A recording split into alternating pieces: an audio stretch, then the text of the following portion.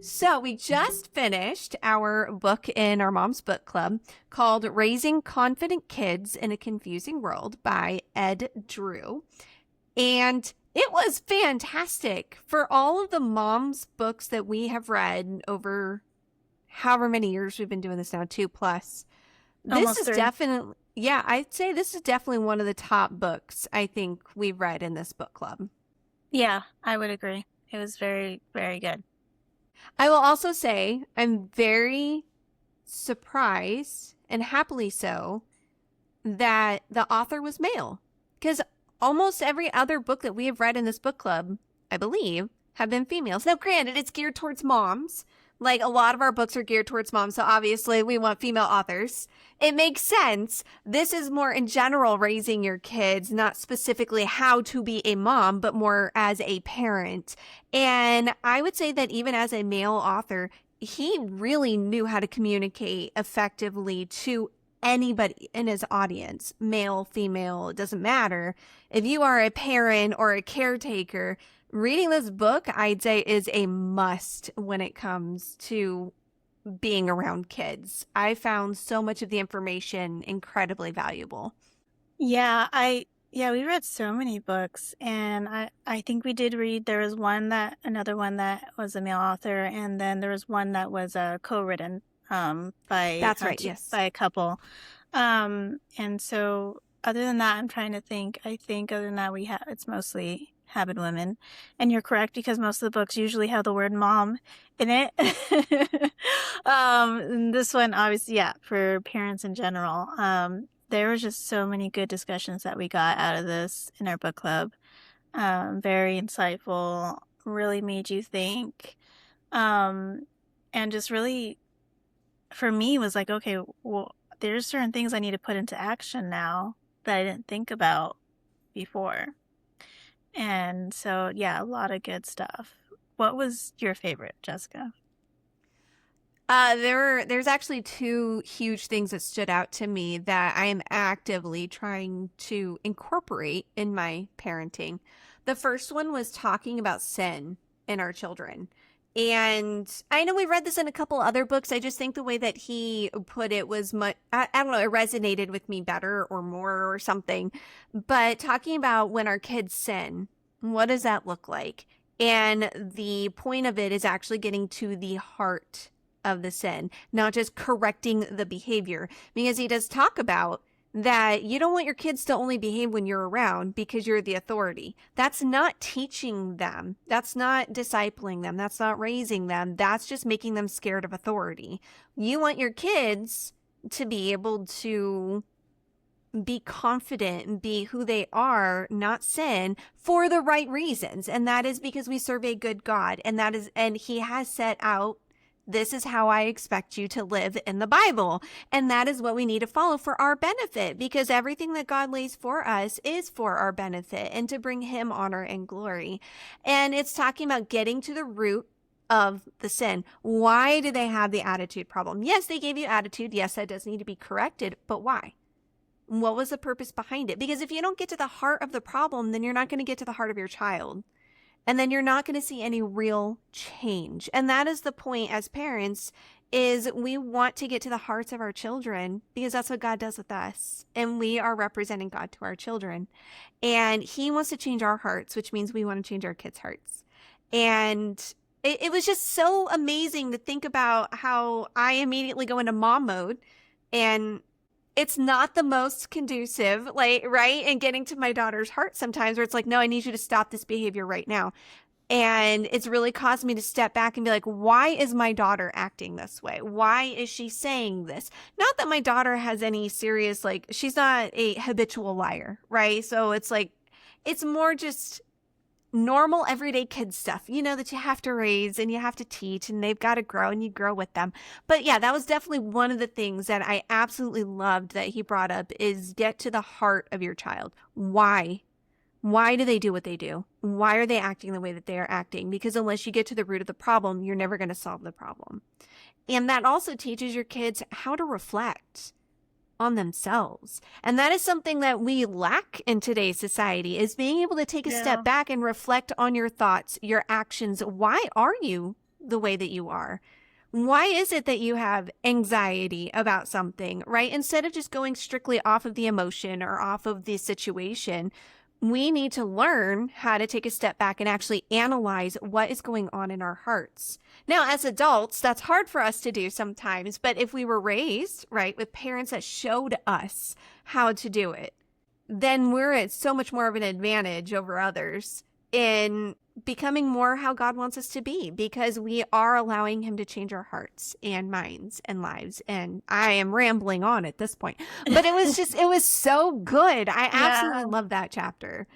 Yeah, it is so good. And I think that, like you said, we have read some of that stuff in other books. That is something that was always big for me as a parent, because I do feel like, as Christians, a lot of it's like, oh, we need to obey. And it's all about obedience. And obedience is good, but not blind obedience.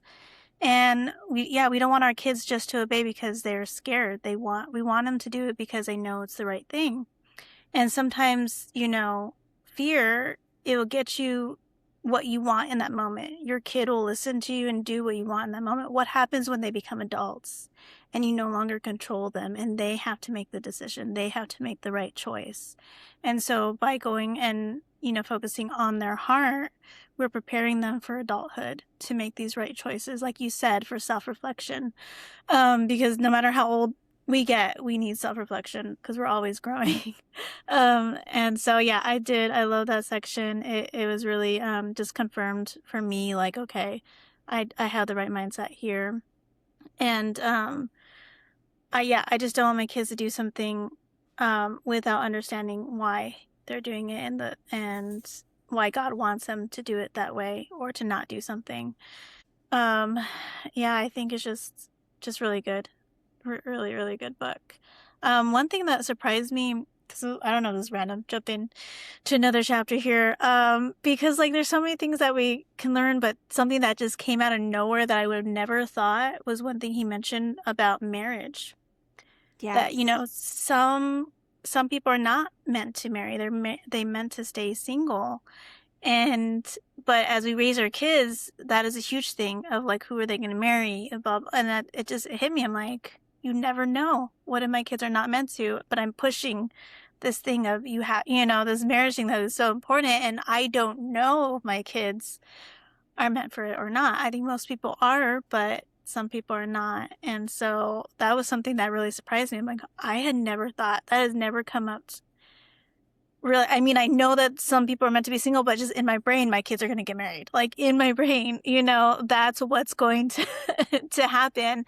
And I'm like, oh, like it really he really made you think. He really made you think differently and really like again, self-reflect, like you mentioned, on our parenting and what we're saying and little things that we didn't think could make a difference can, and what we're speaking to our children's hearts and life. And yeah, there's a lot of things that I want to say. I remember one discussion that went like really deep and really, it was just in our book clubs. I'm like, this doesn't happen every book club. Mm-mm. Right, like it was just one discussion that just was so profound, and we got so much perspective from everyone after reading some of these chapters, and it really just helped us be vulnerable and Yeah. open up, and that vulnerability was just beautiful. And I'm like, yeah, I don't think not every book brings us out like this book did. Yeah. And I really appreciated too that he brought up stuff that's happening in our culture. Now, he lives in England, I believe, or yeah, in the UK. Either way, he's British. So there's some things he references. He's like, for you Americans out there, which I thought was very humorous. I loved it. But they have a similar culture to us. It's not the exact same because we're different countries, but they still struggle with some of the same things in their culture that we do. And I absolutely love that he brought up the fact that we as parents need to address the cultural concerns with our children before the culture does. Now, my daughter's homeschooled, so it's like we don't really come across stuff. I don't really have to worry about stuff just yet, but it really got me thinking. We still go on walks. She's still going to see signs. And we were even driving one day and she saw a sign and said, "Hey, Mom, there's a sign that said blah, blah, blah." And I was sitting here thinking, how do I go into this deep political discussion with my 7-year-old? Right? Because there's so many layers to things. And with the combination of this book and then her noticing things, it's like, yeah, I need to start talking to her about, what does the Bible say? What does God say about certain things? How are we still to treat people that we fundamentally disagree with? And that is, we are to still love them, right? But I need to train her in the ways of the Lord, but I need to do that before the world starts talking to her and making her think things or believe things that is not the truth. And I don't think we've had, or if we did, it's not been many books that actually cover some very sensitive topics that this book has covered, that he's like, you really need to talk to your children about it. And granted, do it at age appropriate levels. But I love that he calls out the parents. You need to talk to your kids about this and do it before anybody else does, because you are their parents. You need to take that responsibility and make sure that they are trained properly. But we did have some very, very good, deep discussions about some very interesting topics that I honestly never thought I would be discussing with a group. We have a very close group. And I trust everybody in our group. And I felt very comfortable broaching certain topics that this guy covered. But I did not go into this book club round expecting to talk about things like reproduction. Because I don't know if we're allowed to say the other word on YouTube or not. And I don't want to get us like canceled or whatever. But, like marriage stuff, intimate stuff. Yeah. Never expected to discuss that with other ladies. Because I create the schedule, I see all the chapters ahead of time. And so I knew that was one of the chapters, but not knowing exactly what he's going to talk about, I wasn't sure. And so but it was just great, like, to be able to be vulnerable. I know I shared stuff, that I'm like, oh, I didn't realize I would share it. But it was because we're in a group where we know each other well and we trust each other. It was easy to be vulnerable and to be able to share things, and everyone's just respectful and kind, and everyone's sharing things. So it was really great. And gave some great examples, because we have ladies in our group that have older kids. And, we haven't, my daughter's 7. We haven't come across certain topics of conversation yet, but it was great getting their perspective. And like, yeah, these are some books that we have used, or some curriculum, or some resources, stuff like learning from the old, not that they're older, but, like older moms, moms with kids that are older that have been through that season. It's just so wonderful that we have all these different ranges of kids in our group that we can really lean on each other and help each other when it comes to sensitive topics like this. Like, what do I buy? What do I use? Like, I don't know. How I was raised is definitely different than how I want to raise my daughter when it comes to certain topics. And so it's like, I need help in this area because I don't know what to do, So I love that we have not only resources like this book, but we have great people in our book club that really, sharpen our community, right? Sharpen our way of parenting. And just, God is so good in how he brings people together. And we just sit and we talk and we glean from one another, and all the glory and honor goes to him. And thanks to this author for writing such a book that was amazing in the first place, but really does create fantastic conversations with other parents.